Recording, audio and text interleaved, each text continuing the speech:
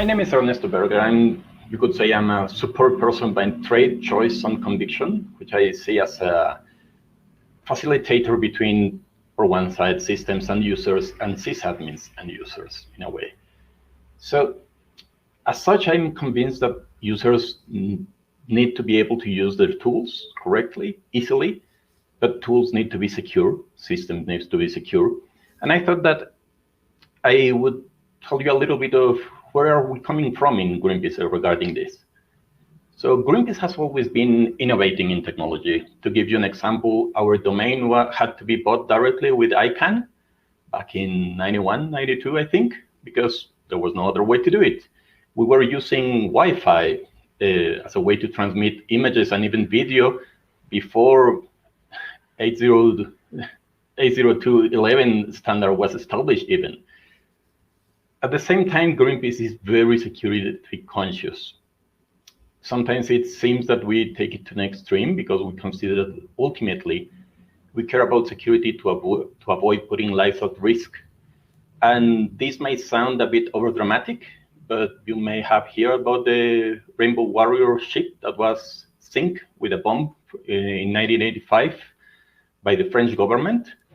And we lost one of our photographers there, Fernando Pereira, lost his life. And more recently, the Russian army stormed another of our ships, the Arctic Sunrise in 2013, long weapons, etc.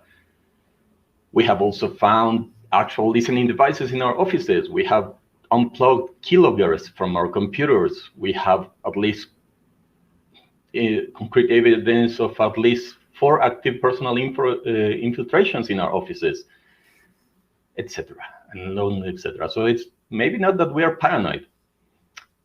And of course, we have been hacked more than once. We have conducted analysis about it. We have prevented hacks.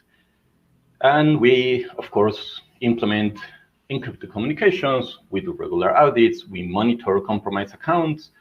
We do trainings, we do security, and this is only going to get worse for us in our perspective because our brand of campaigning is becoming more and more political in nature and being restricted in a lot of places like India, China, Russia.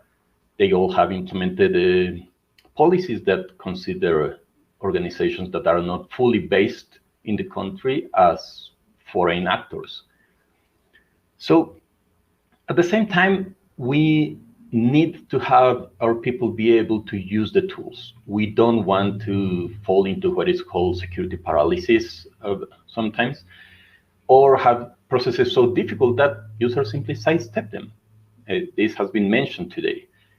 You have probably seen this, like, okay, if you make it too difficult, people will find a different way, normally an unsecure way to share things or do things, and they will do it because they need to do their job, and we want them to do their job.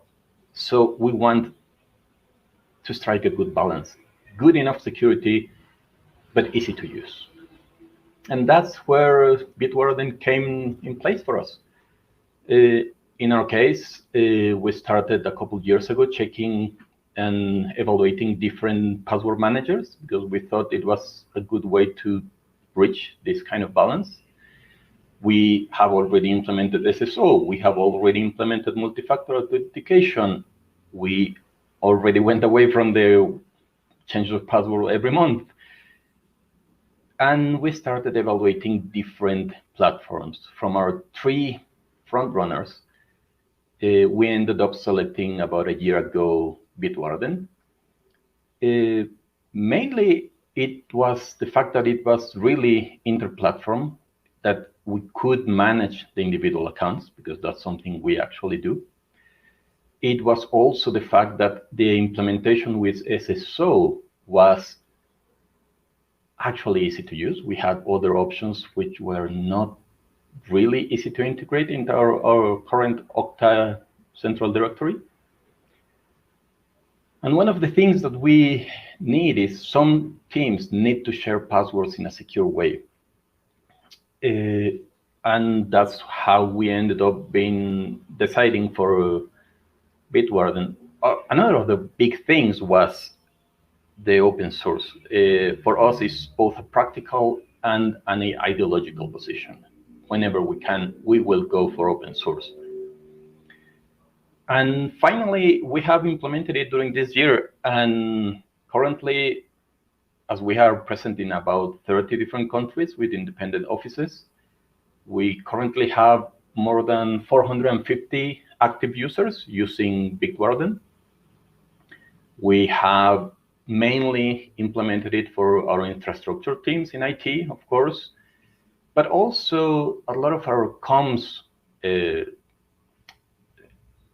teams are using it to share access to certain platforms, to certain services. I mean, from digital media to different applications, of course, things like Facebook and stuff that we need to use to be able to reach the people that we want to reach. And it's become a central tool to be able to do this. The password vaults are essential right now for us. We are happy with our choice. We are happy that we haven't seen any news like some of the other options that you have probably been seeing in the news lately, as we all have. But yeah, I mean, it provides a decent balance between security and usability. Right now, as I said, it's 450 people using it specifically, and we have more users who use it personally, not for sharing. And we are slowly building up for everyone to be able to use it in a comfortable way, because security must be usable. Otherwise, it's going to break. And we want people to be able to work and do the thing. We are not a security organization. We are a campaigning organization. We want to have this effect and this impact in the world. But for that, we need our systems to be secure. We need to protect the people who are working with us. So this is basically where we have been reaching with the system. And that's mainly what I was about to say. I don't know if there is any sort of questions that could come to me. I'm happy to be reached out, even if we work basically internally for this. And thank you very much for listening.